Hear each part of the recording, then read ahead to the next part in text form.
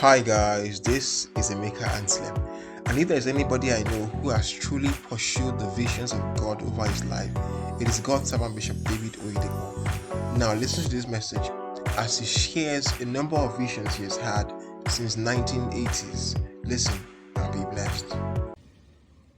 Let me share this bit with you as a recap.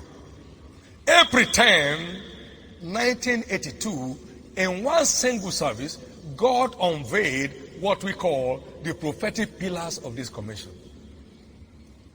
They look out of this world. They look like mad people are talking. One, the destiny of this age has been committed to our hands. What? You know the meaning of age? No, I don't. That's what God said. Number two, this shall be a power-based ministry. It's not there to debate over doctrines, but to prove the power of the Holy Ghost. We've never lacked testimonies. This ministry is not limited to this nation, but to the various nations of the earth. 13 years after, it became a reality when we invaded the nations of Africa on a specific mandate. The harvest of Africa is not overripe, Russian and preserved from decadence. That came 12 years after and implemented 13 years after. Like joke. Is that overnight? No. As you engage in truth with every instruction, as they come to you one after another, he keeps bringing his word to pass in your life. As you stand in one place to minister, it will be said on the screen across the nations of the world at the same time. There was no internet technology then. But today, there can't be less than 100 nations hooked to this service today. And that happened 12 years after it was declared. He makes all things beautiful in his time. And then came and said, at the base of this ministry, a tabernacle shall be built that will seat 50,000 people. Ooh, this is madness. There were no conferences then that had 3,000. I couldn't imagine any. When we were 500 in the conference, he said the whole world came. 50,000. One, where will you get money to build it? Two, who will build it? But it's here today. 17 years after we entered the 50,000 seat sanctuary, because God says so.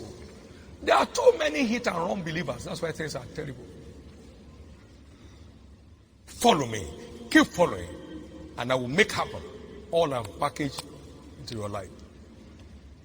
And then, the biggest of all madness, I saw wings in the sky.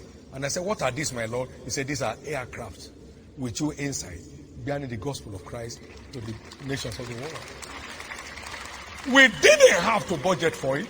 We didn't borrow to get it. We didn't apply to anybody. We didn't have any special forum to get it. But 14 years after, the first plane landed. No stress, no strain, no pressure, no begging, no overdraft from any bank, no money from any bank.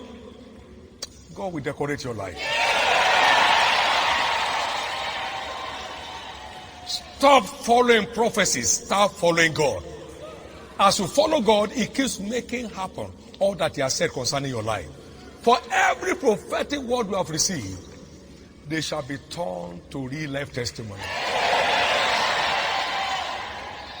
And finally, he said, the printing press of this ministry shall operate at an industrial scale. We had no typewriter when he said so. See what is happening on the screen. This one of the largest printing presses on this continent today, and perhaps around the world, is the only place where we turn out Bibles in this country today. Because God says, we have not done one business, we have been doing only kingdom business. I can tell you this, God is taking you somewhere. This level came to be 25 years after. 25 years after. Yes, we've been printing and printing, but 25 years after, we just changed level. All those equipment you saw were manufactured for us by the manufacturers. We didn't buy on the market. What am I saying? It's time to stick to Jesus and not be part of the hit and run believers. Continuity is the rule of the game for sustainable success. Get hooked onto God and stay there and watch what He makes out of your life. You are going somewhere. You will get there. Keep serving God with everything inside you. He said you spend your days in prosperity, your years in pleasure. If they obey and serve Him, they shall spend their days in prosperity and their years in pleasure.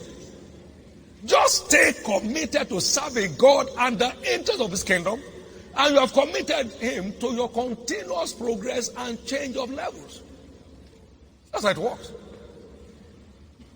My zeal for Jesus is hotter today than the day He called me. My physical strength is stronger today than the day Jesus called me.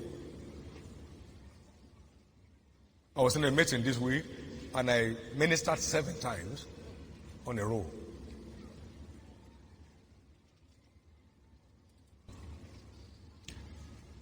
Where you stop serving Him, that's where your level stop changing. But if they will obey and serve Him, they shall spend their days in prosperity and their years in pleasure. And prosperity, again, I would say, simply defines satisfactory progress. It's not just about money. You keep changing level as you serve Him. You will never be stranded in your life again.